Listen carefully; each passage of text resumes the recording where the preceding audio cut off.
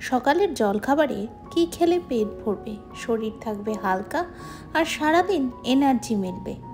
আজ আমি আমার রান্নাঘরে এমন এক রেসিপি নিয়ে এসেছি যা সুস্বাদু, হেলদি আর তৈরি করতে লাগে মাত্র কয়েক মিনিট। আজকে ওটস দিয়ে আমি এরকমই একটি দারুণ ব্রেকফাস্ট রেসিপি শেয়ার করব আপনাদের সাথে।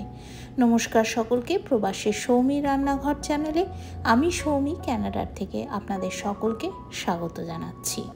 আজকে প্রথমেই আপনারা দেখলেন যে আমি 1 কাপ রোলড ওটস ভালো করে একটা মিক্সিতে ফাইন পাউডার তৈরি করে নিচ্ছি।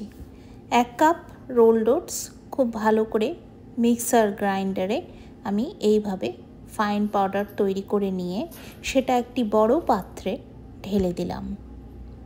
ওটস হলো ফাইবারে ভরপুর, যা হজম ভালো রাখে, পেট অনেকক্ষণ ভরা রাখে আর ওজন কমাতেও অনেক সাহায্য করে। আর তারপরে এই 1 কাপ রোলড ওটসের মধ্যে আমি দিয়ে দিচ্ছি 3টি ডিম। ডিম হলো প্রোটিনের পাওয়ার হাউস, যা মাংসপেশি মজবুত করে আর মস্তিষ্কের জন্য ভীষণ ভালো। আজকের এই ভিডিওটার শেষে কিন্তু আছে একটা দারুণ চমক। আপনারা সবাই জানেন যে আমি চা খেতে ভীষণ ভালোবাসি। ব্রেকফাস্টে নর্মালি ব্রেকফাস্ট খাওয়ার পরে চা না হলে আমার কিন্তু সকালটা ভালোভাবে শুরু হয় না। তবে আজকে বানাবো একটা স্পেশাল চা। সেই চায়ের রেসিপিটা দেখার জন্যও কিন্তু পুরো ভিডিওটা দেখার অনুরোধ রইল। এবারে ডিম আর রোলড ওটসটা আমি খুব ভালো করে মিশিয়ে নিচ্ছি একটা কাঁটা চামচের সাহায্যে।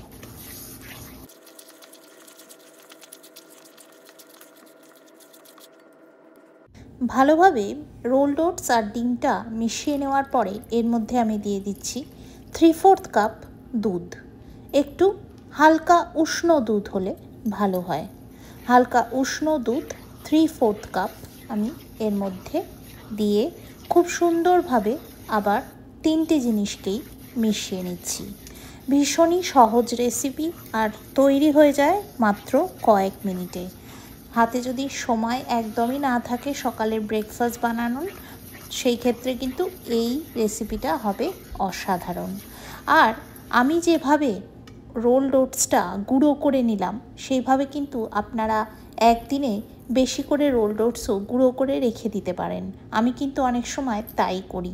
আর যেদিনকে আপনার মনে হলো খাবেন সেদিনকে জাস্ট ডাইরেক্ট কৌটো থেকে বার করে ঢেলে আপনারা এই ব্রেকফাস্ট একদম মিনিটের মধ্যে তৈরি করে নিতে পারবেন।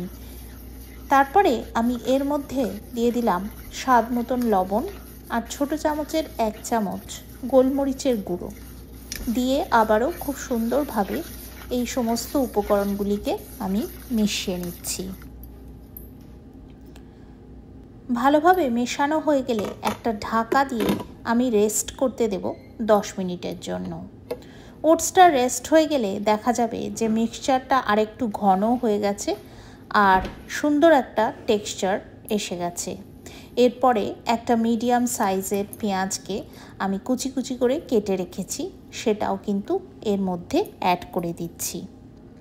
পেঁয়াজটা অ্যাড করে দিয়ে আমি খুব ভালোভাবে আবার পেঁয়াজটাকেও এই মিক্সচারটার সাথে মিশিয়ে নিচ্ছি।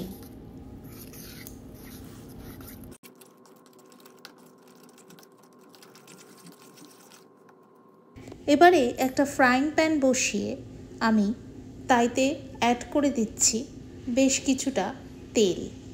এই ধরুন 1 টেবিল চামচ তেল।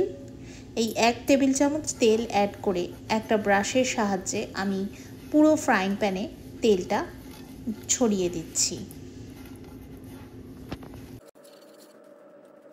তারপরে তেলটা যখন মিডিয়াম গরম হয়ে যাবে তখন আমি ওট ফ্লাওয়ারের যে মিক্সচারটা বানিয়ে রাখলাম সেইটা একটা হাতার সাহায্যে 2 হাতা এই ফ্রাইং প্যানের ওপরে আমি ঢেলে নিচ্ছি। আর তারপরে সেটাকে হাতার পেছনটা দিয়ে ভালো করে একটু ছড়িয়ে ছড়িয়ে নিচ্ছি।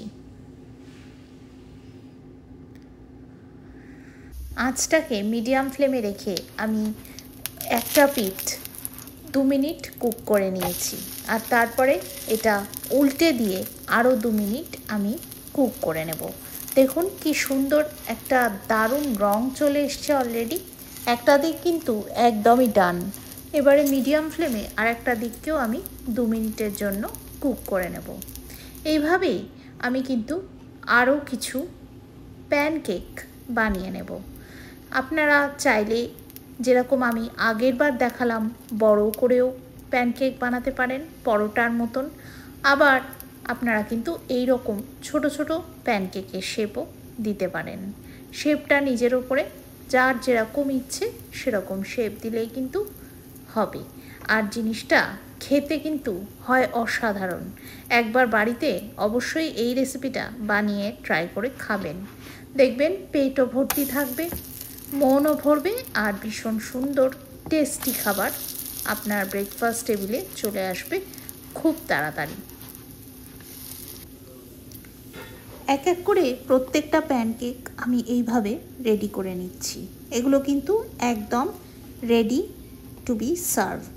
কিন্তু এই যে শেপগুলো, এই শেপগুলো আমার খুব একটা ভালো লাগছিল না, তাই আমি ছোট একটা বাটি নিয়ে সেই বাটিটাকে উপর করে এই রকম মাঝখান থেকে কেটে নিচ্ছি। কেটে নেওয়ার পরে যে একটা সুন্দর একটা গোল ফর্ম হবে এই প্যানকেকের, সেইটা কিন্তু দেখতে ভারী সুন্দর আর মিষ্টি লাগছিল। তাই জন্য এই রকম শেপ না রেখে অবশ্যই আমি ধারগুলোকে নষ্ট করিনি, ধারগুলো খেয়ে নেওয়া হয়েছিল, কিন্তু যাতে দেখতে সুন্দর লাগে আর যাতে পরিবেশন করলে মানুষের মনে হয় যে হ্যাঁ অবশ্যই এই জিনিসটা দারুণ লাগবে খেতে, সেই কারণেই আমি কিন্তু এইভাবে মাঝখানে বাটি বসিয়ে সুন্দরভাবে গোল গোল করে প্যানকেকগুলো কেটে নিয়েছিলাম। এবারে আপনাদেরকে আগে যে সুন্দর দারুণ চাটা বানানোর কথা বললাম সেইটাই রেসিপিটা শেয়ার করছি। তো একটা সসপ্যানে আমি অ্যাড করে দিলাম 1/2 কাপ দুধ আর 1/4 কাপ জল দিয়ে সেটা গরম করতে দিয়ে দিয়েছি, মানে দুধটা ফুটতে দিয়ে দিয়েছি। আর আরেক দিকে দেখুন ওটস আর ডিমের দারুণ প্যানকেক কিন্তু আমি একদম সার্ভ করে দিয়েছি। এবারে আমি একটা পাত্র নিয়ে নিয়েছি আর তার মধ্যে দিয়ে দিচ্ছি 3 বড় চামচ মাচাটি। হ্যাঁ, যে সারপ্রাইজটার কথা বলছিলাম আর কি, যে চাটা আজকাল আমি আমার ব্রেকফাস্টের পরে খাচ্ছি সেটা হচ্ছে এই গ্রিন মাচাটি। গ্রিন মাচাটি কিন্তু দারুণ একটা উপকারী চা। আমার চা ভীষণই প্রিয়, আপনারা তো অনেকেই জানেন সেটা। আর আমি এটাও জানি যে অনেক মানুষই কিন্তু দিনের সকালটা শুরু করেন 1 কাপ চা দিয়ে, কিন্তু সাধারণ চায় কিন্তু শুধু থাকে ক্যাফিন। কিন্তু এই যে মাচাটি, এতে আছে প্রচুর পরিমাণে অ্যান্টিঅক্সিডেন্ট, যা শরীর থেকে টক্সিন দূর করে, মেটাবলিজম বাড়ায় আর মনকে রাখে শান্ত ও ফোকাসড। তাই সাধারণ চায়ের বদলে মাচাটি হলে সারাদিনের এনার্জি কিন্তু একদম দারুণভাবে থাকে, কোনো রকম কোনো ঝিমুনি বা লেথার্জিক ফিল হয় না। তো এরপরে 3 টেবিল চামচ মাচাটি অ্যাড করে, পাউডার অ্যাড করে ওর মধ্যে যে দুধটা আগে আমি ফুটিয়ে রেখেছি সেই দুধটা দিয়ে ভালো করে গুলিয়ে নিলাম আর তারপরে ঢেলে নিলাম আমার ব্রেকফাস্টের কাপে। আজকের এই ব্রেকফাস্ট কম্বিনেশনটা আশা করি আপনাদের সবারই ভীষণ ভালো লাগলো। আমারও কিন্তু ভিডিওটা বানিয়ে দারুণ লেগেছিল। আপনারা অবশ্যই কিন্তু এই রেসিপিটা বাড়িতে ট্রাই করবেন। এই হেলদি ওটসের রেসিপি আর 1 কাপ মাচাটি দিয়ে শুরু করবেন একদম ফ্রেশ আর এনার্জেটিক সকাল। তাহলে আর দেরি কিসের বন্ধুরা, চটপট বানিয়ে ফেলুন আর আমাকে কমেন্টে জানাতে একদম ভুলবেন না যে আপনাদের কেমন লাগলো আজকের রেসিপিটি। আজ তাহলে এই অবধি। আপনারা সকলেই ভীষণ ভালো থাকবেন, সুস্থ থাকবেন, সুন্দর থাকবেন, সকলকে নিয়ে আনন্দে থাকবেন আর দেখতে থাকবেন আমার চ্যানেল প্রবাসী সৌমির রান্নাঘর, যেখানে স্বাদ ও স্বাস্থ্য খুব সুন্দরভাবে মিশে যায়। নতুন বন্ধুরা চ্যানেলটিকে সাবস্ক্রাইব করে পাশে থাকবেন। Thank you very much for watching.